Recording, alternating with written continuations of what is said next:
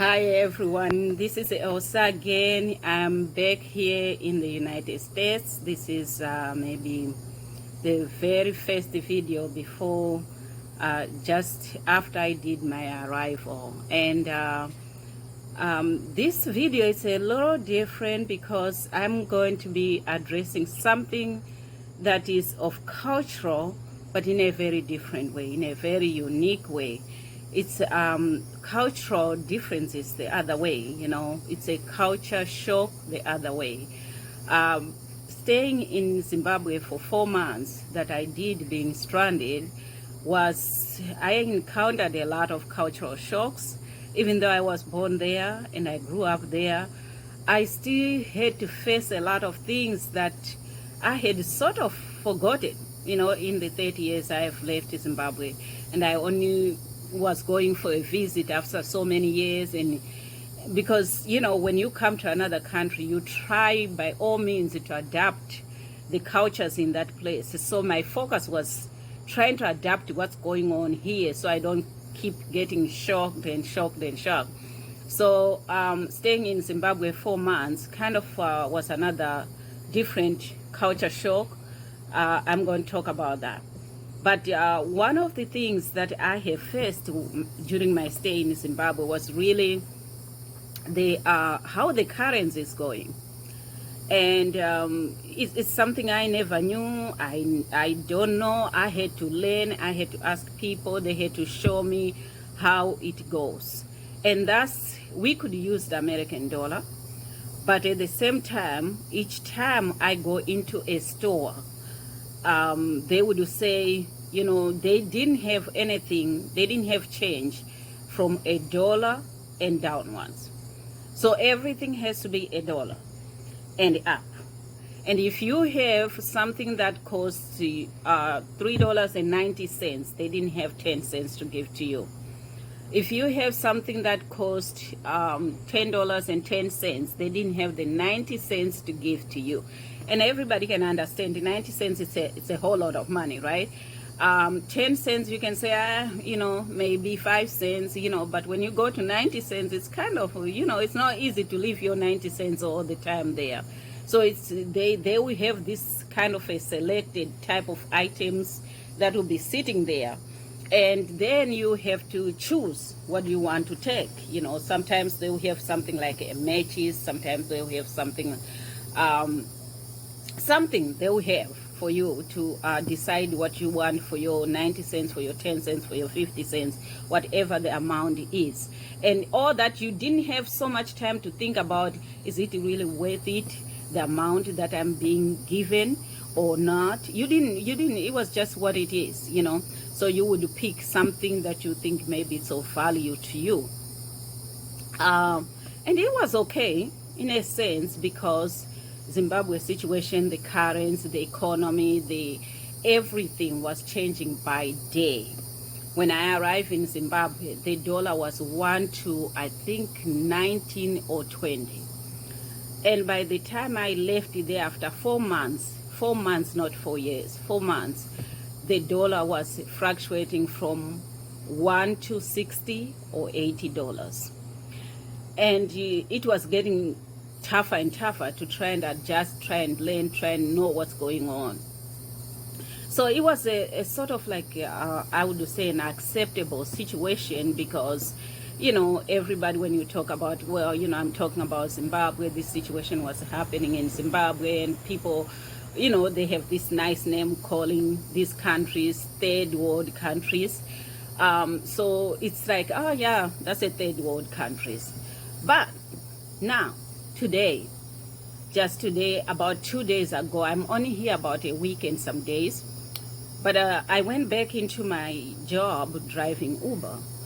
And I've been hearing, I think it was the day before yesterday, I heard my husband coming and telling me, do you know, in stores, there is no coins. People are looking for coins. They are asking for coins. And I was thinking, whoa, what? Third world country? Wow, I don't know. You know, I just couldn't have anything to say because this just hit me in my face because I just came from a place where they didn't have coins because Number one, I like I said, I kind of understand because they were using the American dollar. American dollar is kind of like an adapted currency in Zimbabwe. You know, they adapted the American dollar some years back. I think it was, you know, in the mid 2000s or 2000, somewhere around 2000 or before that, they adapted the American dollar. So to me, I kind of felt like, well, you know, them not having change in American dollar, it's understandable because they have their currency, which they also don't have. They don't have 1 to 5. Their currency starts from $5. So again, it's well, like sort of like understood. When I ask about that question, they say it's a way to control the fluctuation of money. So it's like controlling how the economy is going. If they cannot have these small currents and, you know, 2 large currents, and because Zimbabwe went to $1 trillion that wasn't used and all these things. So if they can control it to a reasonable amount, then, you know, it's good for them. But when I heard this, you know, no change in the stores, I had to ask myself, you know, what exactly is going on? And then 2 days later, I just was doing my job, and I went into a restaurant. Before I even got into a restaurant, there's a sign on the door, and it says shortage of coins, quarters, nickels, dimes. We are short. If you have, please help. Again, I went to that shock again, and I'm thinking, wow, that's real. Because when I heard about it, I'm thinking, maybe that store just didn't have change or something happened. But now I'm realizing, you know, it's real, you know, there's no change. So my question is, third world country, what is going on? Because this is something that you would, you know, kind of expect, like I say, from certain countries. You would think they wouldn't have that. So now where are we? What's going on? Who can answer this? Does anybody know exactly what's going on? And we'll appreciate some comments down below. The reason I was so passionate to do this video, as you can see, it's about to get dark, and I'm trying to finish this video real quick, is because I was like turned around in the culture shock, sort of, you know, like you can say modern culture shock, modern days culture shock, you can call it, because I was sort of like really turned around and thinking, what is going on in this country? And I'm still asking the question, what exactly is going on? Because this is not the thing that we expect from this great nation that, as they say it is, you know, they say it's a great nation. So if it is this what we are expecting? There's a number of changes that have happened before that were not so noticeable. You know, a lot of people until today, they did not see so much of that change, and that was 2008 when things were really changing. You know, bottles were cut the sizes and this and that and this and that, and prices were kept the same. But people kind of went through that without noticing what's going on, right?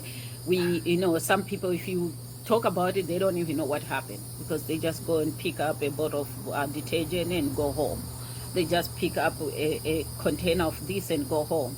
They are not thinking too much. But I noticed, many other people noticed, and, you know, like, this container seemed to be different from the last container, and more until everything was cut. And we realized even donuts were cut the size.